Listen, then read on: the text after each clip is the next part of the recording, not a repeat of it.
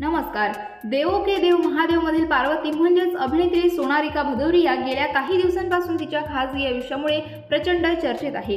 होळीच्या दिवशी अभिनेत्री पती विकास याचे चरण स्पर्श करून गुलाल लावताना दिसली. तेव्हा अभिनेत्री तिच्या खासगी आयुष्यात आनंदी आहे असा अंदाज चाहत्यांनी वर्तवला. पण सोशल मीडियावर दिसणारी प्रत्येक गोष्ट खरी असते असं काहीही नाही.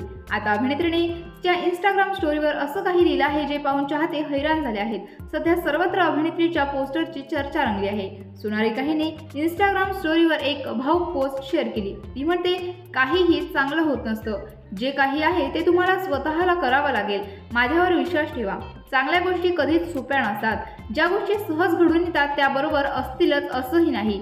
अभिनेत्रीच्या अशा पोस्टनंतर चाहते देखील हैराण झालेले आहेत. सोनालिका हिने अशी पोस्ट का केली? तिच्या वैवाहिक आयुष्यात काही अडचणी आहेत का?